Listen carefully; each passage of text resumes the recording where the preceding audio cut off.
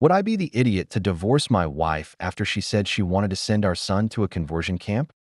So, this is a pretty heavy situation, and I'm really confused and disgusted NGL cause I never thought my wife was like Psy. My wife, 44F, and I, 45M, have been married for 14 years. We have 2 kids, a 16-year-old son, let's call him Noah, and a 12-year-old daughter. We've had our fair share of disagreements over the years OFC, but things have generally been smooth between us. Now for the context, Noah came out as gay about a year ago. It was a surprise, and as hard as it was to accept, I love my kids more than anything and just want their happiness. My wife visibly didn't take it well though. She was upset and seemed to go through a grieving period where she didn't really talk about it.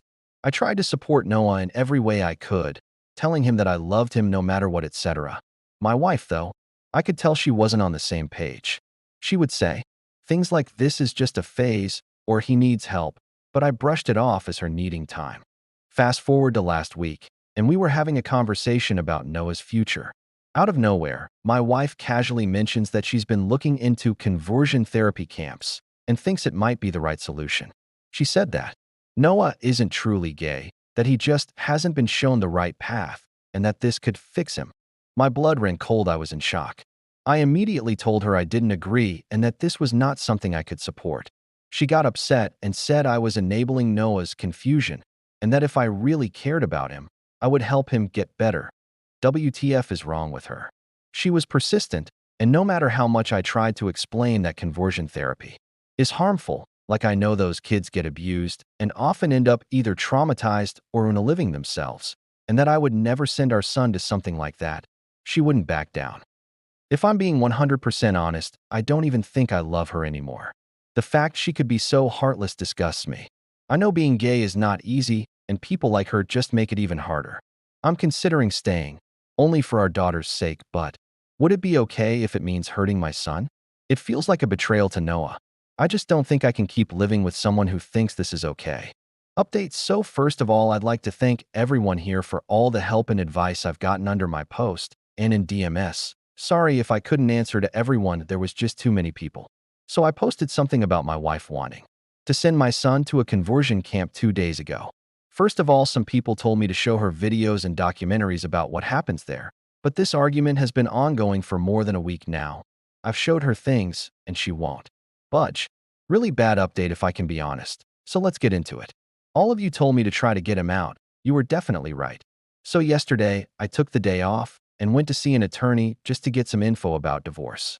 But after what happened, I'm 100% sure I want a divorce ASAP. Yesterday, I went to pick Noah at his school, and as many of you suggested, we had a long discussion. I basically told him his mom and I may be getting a divorce because she wants to send him to a conversion camp, but I can't accept that. I've talked with her many times, and I told him I'll probably go through with it. He looked really hurt. My heart broke all over again, but was very understanding and thanked me for standing up for him. I pulled him into a tight hug and told him I'll always love him no matter what, and that nothing's his fault. At that moment, he started crying because he was so glad at least I was on his side. And I'm very pissed, so sorry if I don't make sense, but apparently his mom had been pressuring him for months. She planned dates with girls to try and fix him, and he had to lie by saying he was going at a friend's instead. She was saying he needs help, and as much as she loves him, he needs to get his condition cured. That I feel so bad because I've been so oblivious to all that, and I've failed to protect him for all that time. So when we got home yesterday, I can't lie, I was furious and confronted her right there and then. At first, she was trying to explain she was doing it for him, but her speech quickly turned to slurs, and it was clear she was just ashamed of having a gay son. In the end, I told her I went to see an attorney and that learning all that just confirmed that I want a divorce. She got really angry, calling me a delusional disgrace. We argued a lot, and at some point Noah tried to separate us, but my wife punched him multiple times. She was saying disgusting things and that it's all his fault we're getting divorced because his filth corrupted me. My daughter, who was probably in her room, came to see what all that commotion was about and was rightfully horrified and quickly called 911 when I told her to. Long story short, the cops got there and took her away. She was very reluctant to go because she was not in the wrong and they needed to let her go. I explained everything to my daughter and she doesn't want anything to do with her mom anymore. Right now, I'm in the hospital because my soon-to-be ex-wife broke my rib while I was restraining her. I should have probably went as soon as the cops took her, but my son was crying. With a black eye and split lip, they are checking for any concussion. And obviously the only thing I cared about was to comfort him because I can't even imagine what it can feel like being beaten by your mom for being gay. I'm planning to file for full custody and my kids don't want to see her ever again anyway. Given all the charges she's facing, I hope she won't stand a chance against me. I just sent a mail to my attorney and I hope the procedures will be fast. I've also thought of getting CPS involved, but I'm not sure they will really help. Like, I cannot understand how you can grow so resentful of your own kid because of something they can't control. Even I had pretty strong opinions about it. But as a father, it is my role to unconditionally love my kids, and so I learn about the topic and change my way of seeing the world for him. It took some time grasping it, but I never doubted the love I have for my child. I thought it was the same for my wife. Visibly not. Update 2.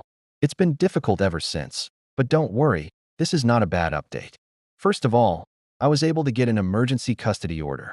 I'm very, very relieved because many of you warned me about how people can have their kids forcefully taken by those conversion camps, and I'm relieved that she can't do that anymore. I'm still overly anxious and only leave my son alone when he's at school. I've instructed all the teachers to make sure no one but me approaches him. Thank God my boss has been understanding on the matter. I've been granted the exclusive use of our house as well, so I've changed the locks and installed security cameras. Many friends and family members, from my side of course, have been visiting often to give us both emotional support and safety. Many of you also advised me to document every injury that my son and I sustained. Fortunately, my son didn't suffer a concussion, so I took plenty of pictures and gave them to my lawyer, and she has also taken my son's and my daughter's testimony.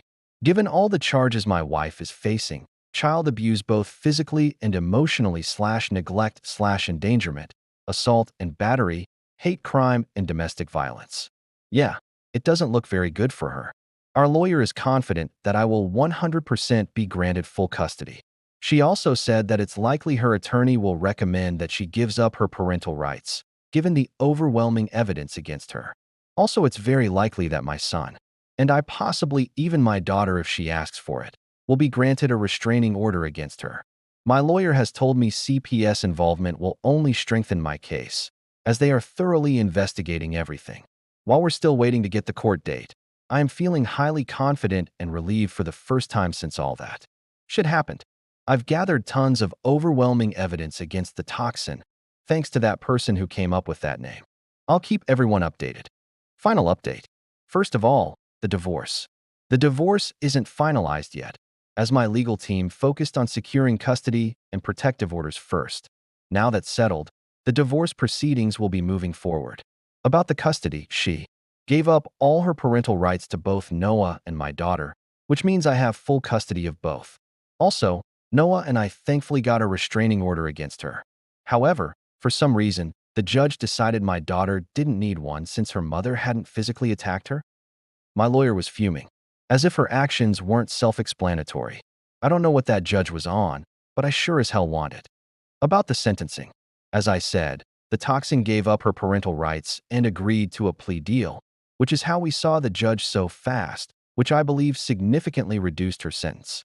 She was found guilty of assault and battery, child abuse, emotional distress, a hate crime, and domestic violence. She was eventually sentenced to 1 year and 10 months in jail, but she could be released early for good behavior, as well as 100 hours of community service when she gets out. This is still crazy though, given she literally broke my ribs and beat the crap out of my son. I believe she should be locked up for much longer. We had so much evidence, medical records, testimonies, CPS. At least we'll be away from her for that time. I'm shocked by how fast all this went though. I guess the police doesn't joke about domestic violence against minors. Now on to my son, my daughter, and me too. I've put the 3 of us in therapy. My daughter quit within a few weeks, saying she didn't need it anymore. However, Noah is still attending, both alone and with me. His mother's behavior left deep scars that, of course, can't be seen but are very much present. And I feel like therapy helps him navigate his own identity and self-acceptance better as well. He begged me to keep this 100% anonymous, which I did, as he is not out yet to most of his friends at school. The few friends who know have been very supportive, though. And there is this boy I think my son likes. Overall, we've gotten so much support, and I couldn't have protected them without all of you. Not only from our friends and family, but mainly from all of you, who gave so much advice, so many reassuring words of love and encouragement. Reddit truly is a wonderful place.